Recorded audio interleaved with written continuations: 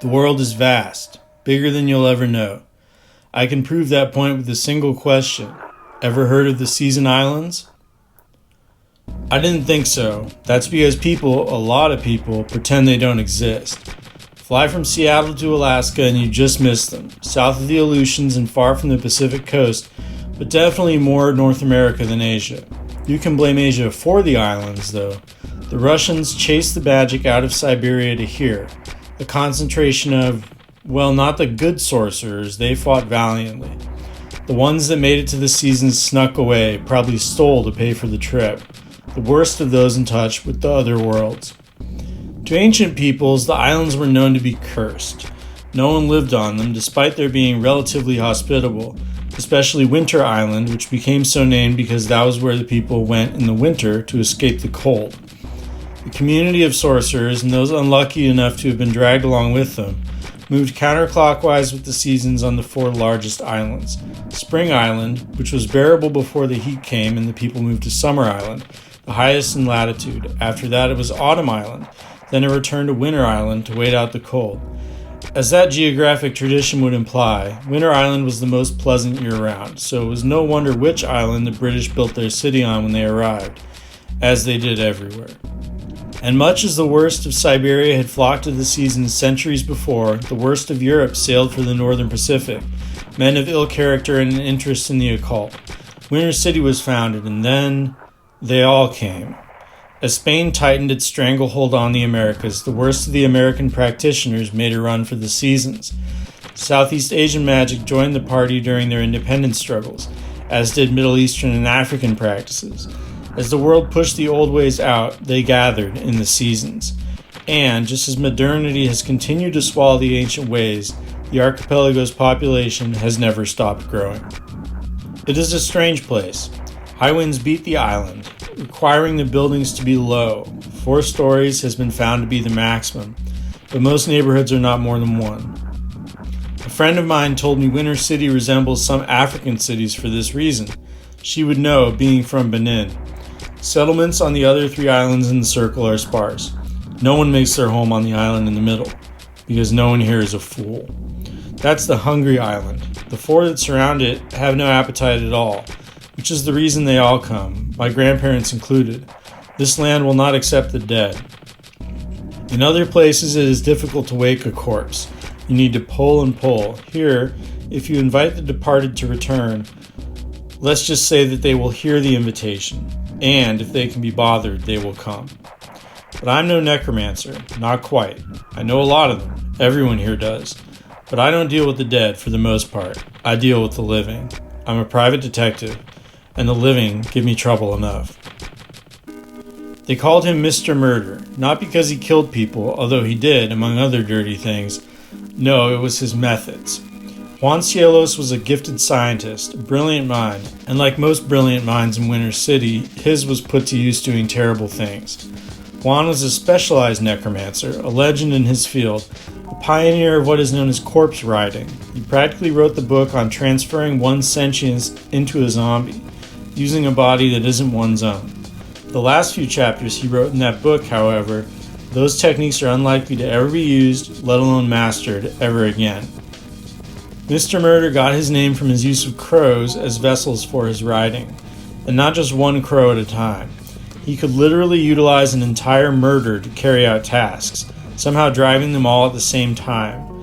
The only giveaway of his involvement was that his magic gave each bird 1 yellow eye, which is how you could conveniently tell if the murder was his. Cielos became greater than most can imagine, basically mastering his magic to a degree that pushed him well beyond the realm of humanity and into that of a hive mind. Supposedly. That is, if he ever existed in the first place, and let's put it this way. Either he completely wiped clean every record of his life, every footprint and trace of his having been on the Season Islands, or he was just a myth. And if he had ever existed, people that might have known him would be a little hard to talk to. The Mr. Murder legend was over a century old, and so what Clock was thinking was extremely improbable. But he had no other leads. Clock was at a loss, and stranger things happen all the time in Winter City. He'd seen far less probable theories turn out to be accurate. So, if for no other reason than to humor himself, he would dip his toes in and pursue a century-plus old myth. The case was a strange one on the surface. A man was being attacked by crows, and he wanted Clock to look into a potential paranormal angle there. Normally, Clock would just take the upfront payment and not do the work on a case like this, being that it was usually just idiocy and would resolve itself. There were, however, two factors that made actually working on the job worthwhile. One, the guy was going to pay Clock an absurdly large amount of money if he could solve the problem. Two, a few birds had begun following him around the city, and that was enough to spook him into action. Even with no necromancy involved, crows in Winter City were creatures whose bad side you didn't want to be on. They were known to dive attack humans, mangling from above, and once they knew who you were, they weren't going to forget. And so, grumble as Clock might, he was on the case. It was far from the most bizarre job he'd ever taken, but it was up there, and that wasn't good. If the crows were under some sort of mind control, that would obviously throw any theory of nest defending or territorial politics out, as far as the root cause of the attacks. And so, in search of other causes, Clock found himself at the apartment building in which Mr. Quentin Oliver had holed himself up. Apparently in the 4 years the crows had been after him, he never left on foot, and only drove to locations with covered garages. And even then, he took unusual precautions. He always carried 3 umbrellas and had other habits that spoke to extreme paranoia. Although that paranoia didn't seem misplaced, chunks of his flesh had been bitten out in the past, and the birds always seemed to go for his face, which is where humans keep some valuable bodily features. However, even taking all this into account, Mr. Oliver was still a very strange man. Clock waited in the lobby for him to come down, only to be told eventually by the doorman that Mr. Oliver was waiting in his room for Clock to buzz. The guard hadn't realized who the detective was. As Clock punched in the apartment number, the doorman stared. "What are you seeing him for?" "I'm working for him," Clock replied as the call went through. "Be careful," the doorman said softly as the elevator opened. "He's not all there." Upstairs, the hallways were lonely, like most of the rooms were inhabited by ghosts. Clock had figured the man lived somewhere like this, so it didn't surprise him. What did surprise him was the interior of the room once Mr. Oliver had opened the door and beckoned him in. It was full of books, stacks and stacks of them. Clock was immediately concerned, but, with a glance, he could tell they weren't spellbooks. He exhaled relief. Clock supposed that someone who rarely ventured outside would need to entertain themselves somehow indoors, but it still seemed excessive. The only thing that made perfect sense here were the man's windows, completely blocked off with so much reinforcement that no beak could possibly break through, save one the size of a battering ram. "Please," Quentin Oliver said, "sit." Clock lowered himself onto the couch. "Now," Mr. Oliver said, "you have some questions for me?"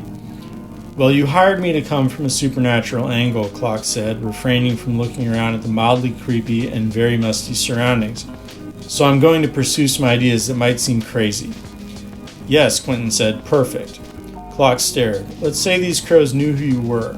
Just for the sake of getting cards on the table, is there anything you might have done to anger them?" Mr. Oliver raised an eyebrow. "I'm not sure that's..." Then he paused and thought. "Well..." The story he told wasn't important to Clock. He barely paid attention to it. What was more intriguing was that it was a lie. No one needs to have this kind of job to know when someone is making something up, but he knew exactly what kind of lie it was. Oliver was hiding something. He had prepared this anecdote, practiced it, which meant the man had considered Clock might take this approach and had baked up this story to cover whatever he had really done. He was hiding something big. So Clock had a choice. He could call bullshit for the sake of getting an actual answer, or he could let things unfold from here. He settled on the second, knowing that he could always confront his client later. As Mr. Oliver wrapped up his slice of fiction, Clock leaned forward in the chair. "That doesn't sound like a good enough reason for birds to be mad at you. Are you sure you didn't kill one?" "No," Mr. Oliver said. "I mean, yes, I'm sure. I can't remember anything like that happening." The detective stood. "Okay," he said. "Thanks for your time.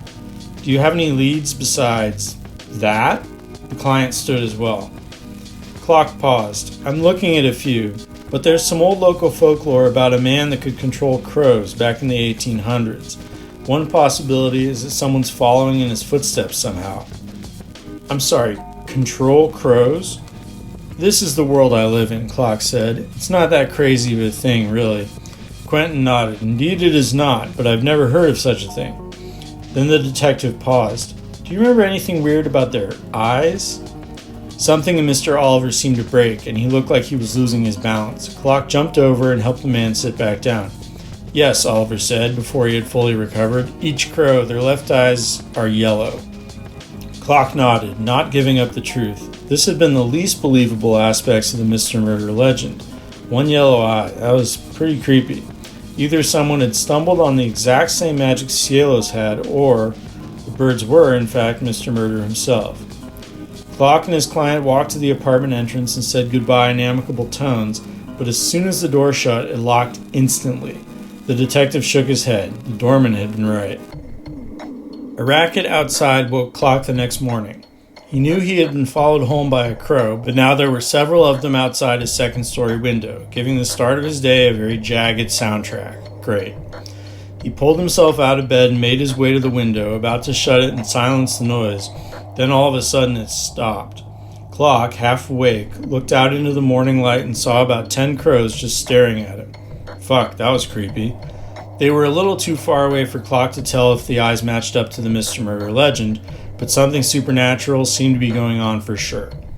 And then the birds started to move, one by one, away from his building, each one sitting on something a little further out than the previous, looking like they were making a... God damn it. It was cold, but Clock knew that if Mr. Oliver was bullshitting him, he really only had one angle. He had thought it would be impossible to get information out of the birds themselves, but apparently they were volunteering. So here he was, out on the street in the frigid morning hours, ready to walk the path they seemed to be making for him. Okay, motherfuckers, Clock said, next to a woman who was obviously confused about who he was talking to. Let's see what you've got. And he started walking. As he passed each crow, they took a new position in the distance, along the path Clock was following. They were definitely taking him somewhere, and he could only hope they weren't leading him into a trap. Any doubt about the murder knowing exactly what they were doing had evaporated blocks ago. This also meant they probably knew exactly who they were attacking. Clock also supposed that meant the birds had to have some sort of reason behind targeting Mr. Oliver. Maybe they were trying to share that reason now.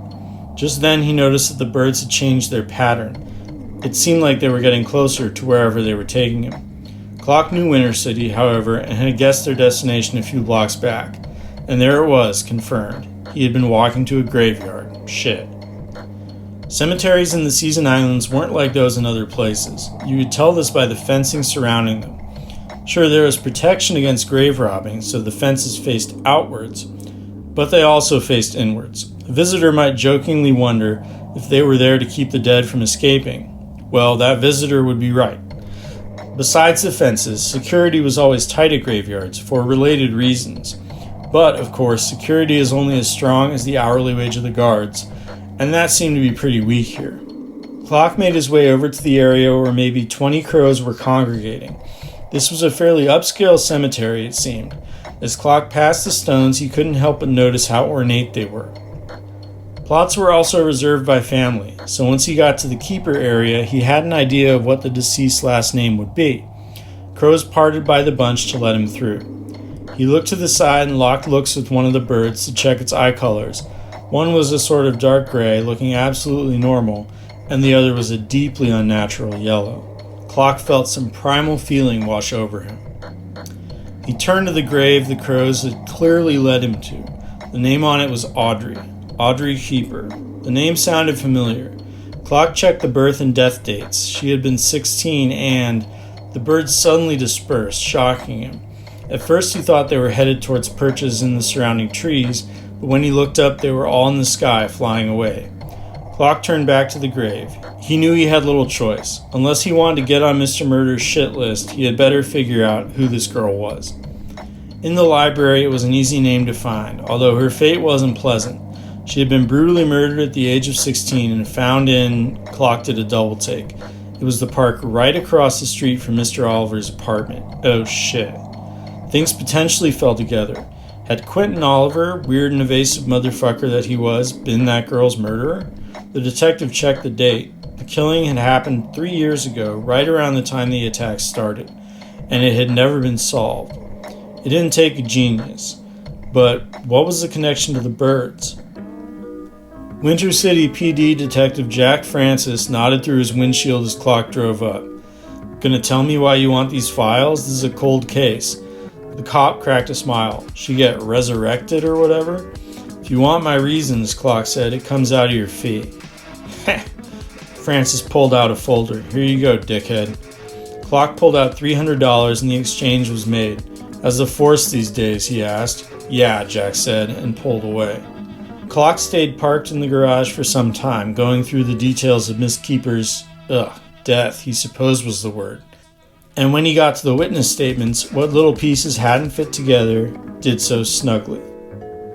Clock pulled back his hand and knocked twice. Quentin Oliver opened the door like he'd been standing on the other side, watching through the peephole. Mr. Clock, he said, you wanted to meet? Yeah, the detective nodded. I have something to discuss about your case. Mr. Oliver cleared his throat. As do I.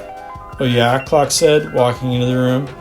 That's right, Quentin said. I have decided I no longer require your services, he said, and held an envelope out in the detective's direction. Good day, Mr. Clock. Instead of taking it, the detective walked further into the room.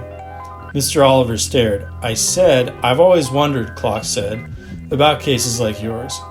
Quentin stared. Wondered what? Clock saw, in his peripheral vision, Mr. Oliver reach for a cabinet near the door.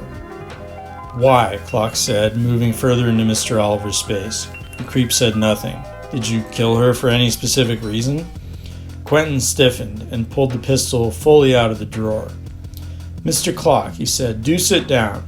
The detective didn't turn and kept walking further into the apartment. I said sit down. If you're going to kill me, Clock said, continuing to walk through the living room, I want to know why you did all those things to that girl. Mr. Oliver smiled slowly until he became the devil. You see, Mr. Clock, he said, it's more a question of why wouldn't I? Clock laughed. I'm not sure any answer would have worked for me, he said, turning around, his back to a metal sheet, but that certainly won't.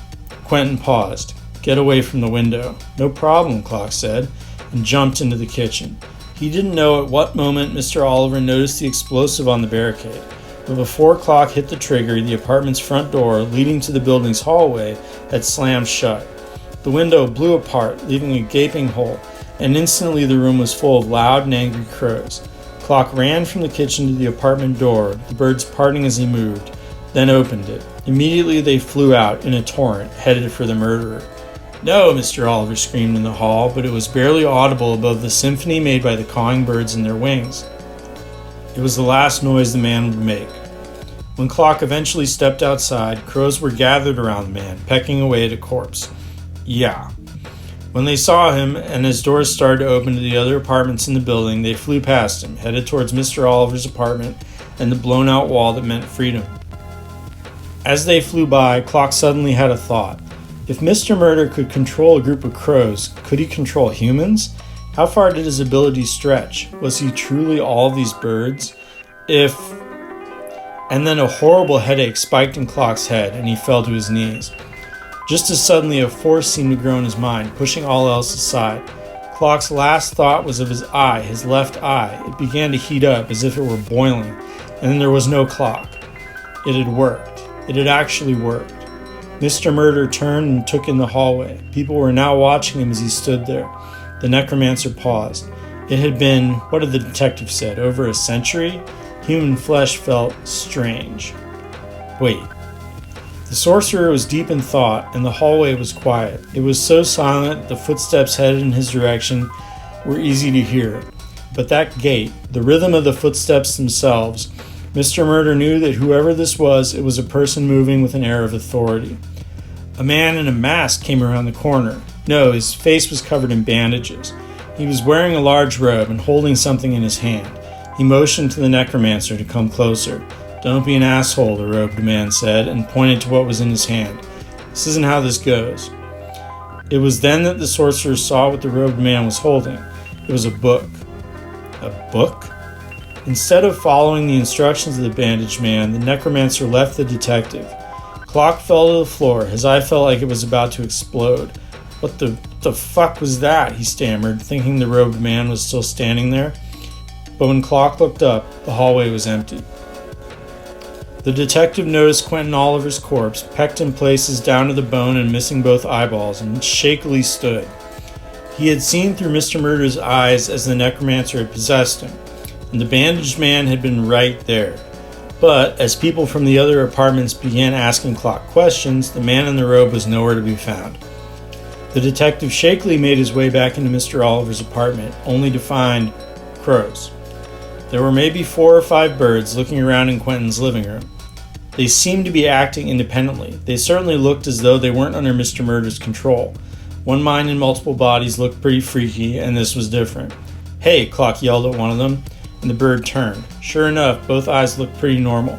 The detective stood there, puzzled. Had Mr. Murder left them? Then Clock saw the envelope on the ground, which shook him out of his stupor. He snatched it up and realized that whatever had just happened, he had better get the fuck out of the building. Outside, the air was crisp. Clock got in his car and sped away, slowing down as cops drove by, on the way to the scene. Once he was back at his own place, he counted the money, Mr. Oliver's full fee. So he had killed a child murderer and gotten paid to do it. He shrugged. Not bad for a few days' work.